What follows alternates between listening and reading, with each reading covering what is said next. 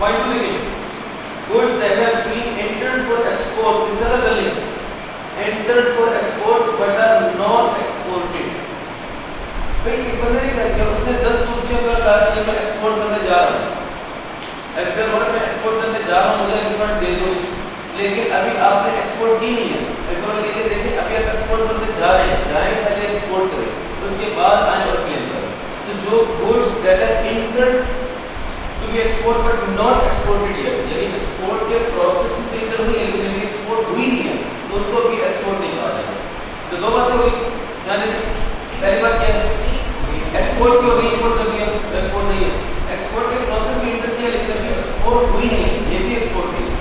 Point तीसरा देखिए, goods that have been exported to a country, certainly country specified by the federal government, let's say Israel। अब government का Israel को अगर आप एक्सपोर्ट करोगे तो आपको रिफंड क्लेम नहीं होगा। तो अगर ऐसे कंट्री को आप एक्सपोर्ट करोगे तो उसमें आपको रिफंड क्लेम नहीं होगा। इसलिए क्या लिखेंगे, country specified by the federal government. ऐसे कंट्री में आपने एक्सपोर्ट किया है जिससे मना किया है, मना किया है, तो उसका अगर आप एक्सपोर्ट करोगे तो आपको रिफंड क्लेम नहीं होगा। मुश्किल है, आसान है? आसान। तीन बातें एक्सपोर्ट, तीन बातें not export. The federal government may restrict input tax credit for person making a zero rated supply। देखिए हुकूमत चाहे तो, देखिए हुकूमत चाहे तो पर्सन को, जो लास्ट है ना फेडरल गवर्नमेंट की इंसर्ट करें, restrict input tax credit for person making zero rate supply. जो लिखा है रिस्ट्रिक्ट इनपुट टैक्स, रिस्ट्रिक्ट देखिए एक होता है एक चीज देना ही ना, तीसरा होता है रिस्ट्रिक्ट करना। सुने, रिस्ट्रिक्ट का मतलब होता है जितना माइनस करना चाहिए था उतना अलाउ नहीं किया गया, यानी माइनस करने दिया गया है लेकिन उतनी अमाउंट नहीं जितनी बनती थी। तो इसका मतलब है कि हुकूमत चाहे तो पर्सन को 70 की बजाय, हुकूमत चाहे तो पर्सन को ₹70 की बजाय ₹50 रिफंड अलाउ करें। ₹70 की बजाय ₹50 का रिफंड अलाउ करें, ₹50 का रिफंड अलाउ करें। इसे कहते हैं रिस्ट्रिक्ट इनपुट टैक्स क्रेडिट। इस अलाउ नहीं, रिस्ट्रिक्ट करते हैं ना, 70 अलाउ रिफंड करना 50 से रिस्ट्रिक्ट करते हैं। हुकूमत की मर्जी है, कब करेगी हुकूमत, जब उनको ठीक लगे।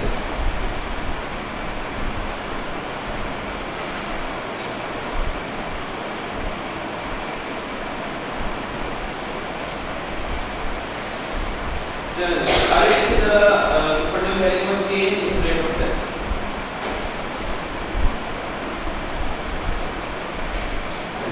ज़्यादा बात करें तो मुश्किल है इसमें, जो चीज़ें मैं नहीं करवा रहा हूँ उसको मतलब तो मुझे स्टडी करके उसको छोड़ दो। जो चीज़ें एक दो लाइन में स्किप कर रहा हूँ इसका मतलब ये होता है कि वो नेसेसरी नहीं है। जैसे आप रीडिंग कर लेंगे उसके बाद, और रीडिंग करने का मकसद ये होता है कि जब आप रीडिंग करते हैं तो इंग्लिश में जो रीड कर रहे हैं उसका उर्दू में आप ट्रांसलेट करने के लिए काबिल है तो आप रीडिंग कर रहे हैं। अगर उर्दू में ट्रांसलेट आपसे नहीं होगा तो इसका मतलब रीडिंग नहीं करें, तो जैसे आपने रीडिंग कर ली। ये हेडिंग देखिए, change in the rate of tax. क्या सोच सकता है कि भाई महीने के दौरान ही पहले 10 दिन रेट कुछ और और आपके 20 दिन रेट कुछ और हो सकता है ना? तो ऐसा हो सकता है कि एक मंथ के पहले 10 डेज में रेट कुछ और टैक्स का एंड आफ्टर 20 डेज में रेट ऑफ टैक्स चेंज हो जाए, हो सकता है कि नहीं हो सकता? अब ऐसी सिचुएशन में हमें किस रेट पर, ओल्ड रेट पर रिकॉर्ड करना है टैक्स या न्यू रेट पर करना है, वो समझाने जा रहा है। Change in the rate of tax, कहता है if there is change in the rate of tax, number 1, a taxable supply made by a registered person is chargeable at the rate applicable at the time of supply। कहता है बंदा जब sales कर रहा है तो वो सेल्स पर कितना रेट ऑफ टैक्स लेगा, उस टाइम का रेट ऑफ टैक्स लेगा जिस टाइम पर सेल किया जा रहा है। मुझे बताइए कौन सी इवेंट की तरफ इशारा कर रहा है? याद है टाइम ऑफ सप्लाई, कौन सी इवेंट की तरफ इशारा कर रहे हैं? कौन सी कितना रेट लेना है? When goods are delivered, when goods are delivered, person basic supply अगर रेट चेंज हो रहा है तो किस दिन का रेट लेगा, जिस दिन गुड्स डिलीवर की गई थी उस दिन जो रेट प्रिवेल कर रहा होगा। ये मतलब है, दोबारा सुन लो, अगर कोई बंदा सेल्स कर रहा है और रेट ऑफ टैक्स चेंज हो रहा है बार बार, तो वो कौन सा रेट ऑफ टैक्स लेगा, जिस दिन गुड्स डिलीवर कर दी गई थी उस दिन जो सेल्स टैक्स का रेट चल रहा होगा वो भी अडॉप्ट करेगा।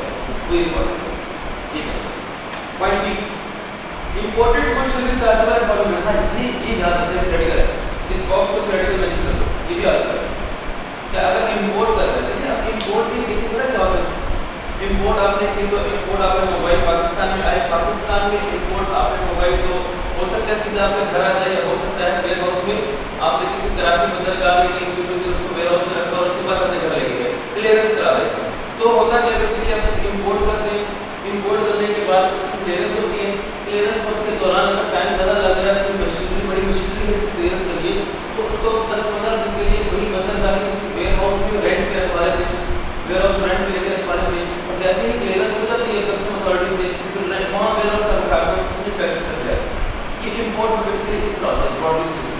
अब कहते हैं इस केस में इस प्रोसेस के दौरान अगर रेट ऑफ टैक्स चेंज हो क्या करें, तो सिनेरियो में देखते हैं if the goods are entered for home consumption, यानी कि आपने चाइना से एक जूसर मंगवाया, ऐसे एक अच्छा जूसर मंगवाया, वो डायरेक्ट इंपोर्ट होकर सीधा आपके घर पहुंच जाता है, जूसर पड़ा हुआ है, इसे कहते हैं फॉर होम कंजम्पशन। अब इस टाइम पे अगर रेट ऑफ टैक्स चेंज हो रहा है तो क्या होना चाहिए, the rate applicable on the date on which goods on which a goods declaration is presented। क्या मतलब है goods declaration is presented?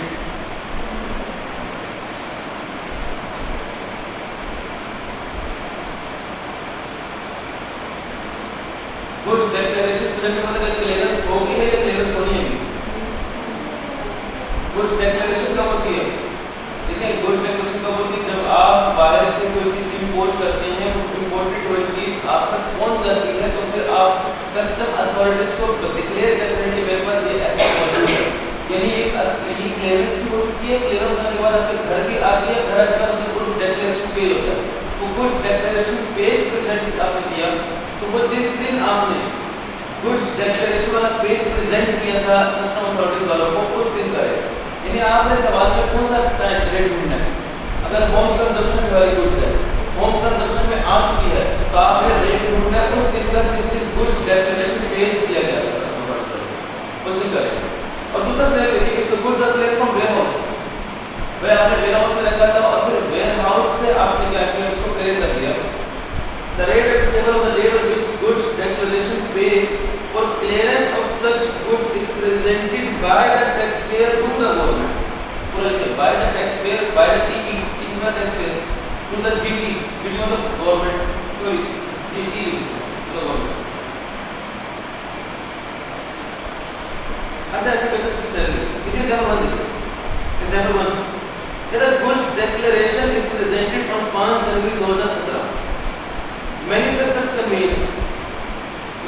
conveyance is delivered on 15 जनवरी 2017। अच्छा इसके अलावा ये ऊपर एक लाइन और पढ़िएगा, where goods declaration page is presented in advance of arrival of conveyance। देखिए मैं आपको बताया था कि goods declaration कब प्रेजेंट किया जाता है, जब चीज पाकिस्तान पहुंच जाए तो फिर प्रेजेंट किया जाता है कस्टम वालों को goods declaration page, कि भाई ये goods declaration page है और हमें क्लियरेंस चाहिए, वो क्लियरेंस के लिए इसके होता है। अब एक बंदे ने क्या किया कि वो कराची बंदरगाह पहले पहुंच गया और उसने देखा वो दूर से दूरबीन से देखा शिप बहुत दूर है, लेकिन वो शिप पाकिस्तान की तरफ आ रहा है और उसमें उसकी गुड्स इंपोर्ट हो रही है। अभी वो शिप बंदरगाह पहुंचा ही नहीं था कि उसने पहले ही क्या किया, डेक्लेरेशन पेमेंट करके क्लियरेंस कर दिया। अमूमन क्या होता है, चीज कराची बंदरगाह डिलीवर होने के बाद क्लियरेंस होती है, उसने चीज डिलीवर होने से पहले क्लियरेंस करा दी, इसके की बात है। मतलब where goods declaration page is presented in advance, advance is relevance of advance of the arrival conveyance, the tax shall be calculated at the rate applicable on the date the manifest of conveyance is delivered। इसका क्या है, manifest of conveyance is delivered। अगर किसी tax payer ने imported goods के पहुंचने से पहले गुड्स डेक्लेरेशन पेज प्रेजेंट कर दिया, तो फिर गुड्स डेक्लेरेशन पेज प्रेजेंट किए गए वाले दिन का रेट ऑफ टैक्स नहीं, बल्कि उस दिन का टैक्स जिस दिन manifest of the convenience is delivered, यानी मैनिफेस्ट ऑफ द कन्वीनियंस तब डिलीवर होता है जब गुड्स एक्चुअली पहुंच जाते हैं। तो दो इवेंट्स हैं, एक गुड्स डिक्लेरेशन, एक manifest of convenience. Normal cases में जिस दिन गुड्स डिक्लेरेशन पेज प्रेजेंट किया उस दिन का रेट ऑफ टैक्स, सुनने वाला, नॉर्मल केस में जिस दिन गुड्स डिक्लेरेशन पेज प्रेजेंट किया उस दिन का रेट ऑफ टैक्स। और अगर आपने goods declaration advance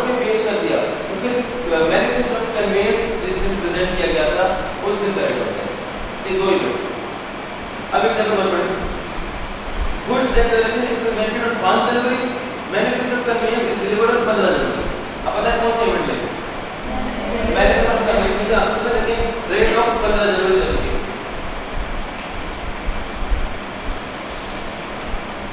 In case of goods, in case of clearance of goods from warehouse, if the tax is not paid within 7 days, within 7 days of the presenting of the goods declaration, the tax will be charged at the rate of given on the date of which tax is paid. ठीक है? आपने question भी होंगे हेडमेशन channel से Japan से import करेंगे। अब Japan से इंपोर्ट करेंगे तो कराची बंदरगाह पहुंचे, कराची बंदरगाह के किसी वेयर हाउस में आपने उसको आरसी पे रखा कि यहाँ इसको रहने 10-12 दिन तब तक मैं इसे क्लियरेंस करा रहा हूँ। अब क्लियरेंस के लिए आप क्या देंगे? Goods declaration page.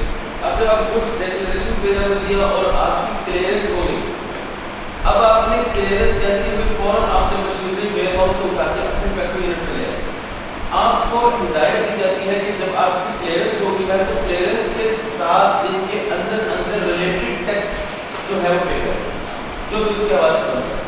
अब अगर आपने क्लियरेंस करवा ली और 7 दिन के अंदर अंदर रिलेटेड टैक्स आपने पे नहीं किया, तो अब क्या होगा कि जब आप टैक्स पे करने जाएंगे उस दिन का जो रेट चल रहा होगा वही रेट आप एप्लीकेबल होगा। आप ये नहीं बोलोगे कि मैंने तो आज से महीना पहले मोबाइल का महीने पिछला वाला रेट है वो मैं पहले चाहता हूँ।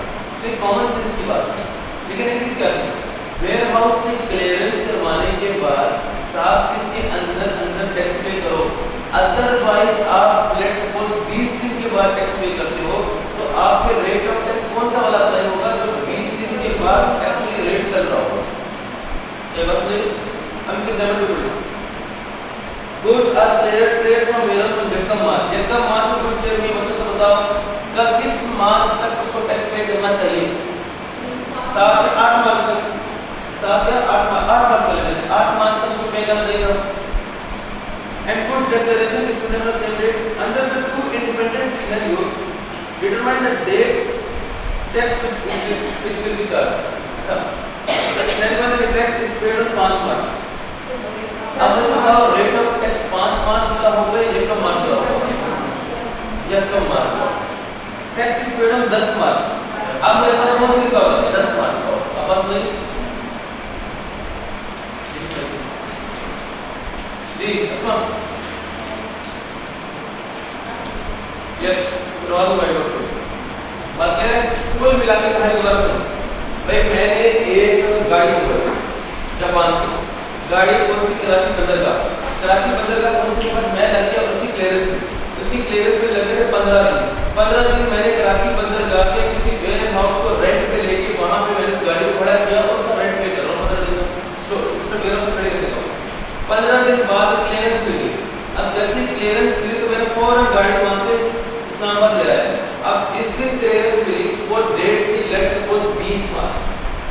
तो 20 मार्च को जब क्लियरेंस मिली है मुझे, तो मुझे 27 मार्च तक अगर मैं टैक्स पे करता हूं तो वो कौन सा रेट रहेगा? जो रेट 60 का था 20 का। लेकिन अगर मैं 7 दिन बाद यानी 28 मार्च, 29 मार्च, 30 मार्च को टैक्स पे करूंगा तो वो रेट ऑफ टैक्स कौन सा लगेगा? जो उस दिन का होगा, जो 30 मार्च का होगा या जो 29 मार्च का होगा वो रेट ऑफ टैक्स पे अप्लाई होगा। तो बेहतर है 7 दिन के अंदर अंदर पे करो, और जब 7 दिन के अंदर अंदर पे करोगे तो रेट ऑफ टैक्स उस दिन का लगेगा जिस दिन क्लियरेंस मिलेगा, यानी 20 मार्च का। 25 मार्च में पे करो तो टैक्स कौन सा लगेगा? 20 मार्च का। मतलब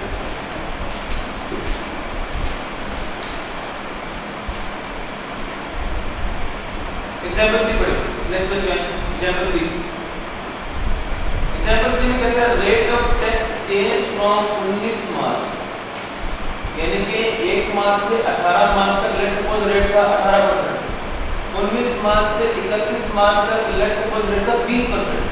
तब क्या करना चाहिए? 2 returns for March month will be filed, one from यकम मार्च to 18 March, second from 19 March two 31 मार्च। क्योंकि पहला रिटर्न होगा इसमें रेट कितना होगा 18%, दूसरे में कितना होगा 20%। तो ड्यूरिंग अ मंथ अगर रेट चेंज हो रहा है, सुन लो, अगर during a month rate change हो रहा है तो जितनी दफा चेंज होगा उतने रिटर्न्स, उतने डिफरेंट रिटर्न्स, और उस जिस रेट पे चेंज हो रहा है उस रेट का रिटर्न।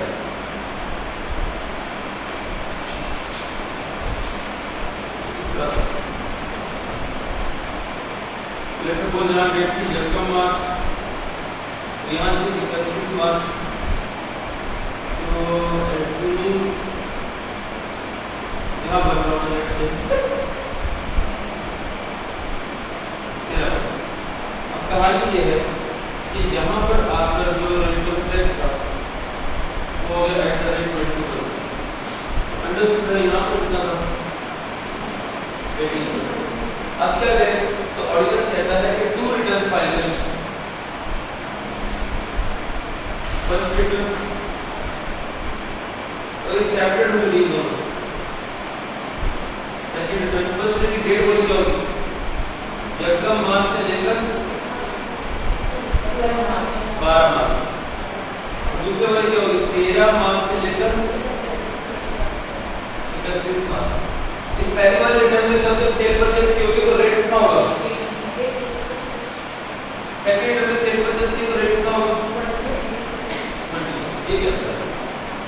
अब पढ़े ऊपर लाइन एग्जांपल 3 के ऊपर क्या लिखा है? If there is change in the rate of tax during a tax period over during a month, during a tax period over during a month, a separate return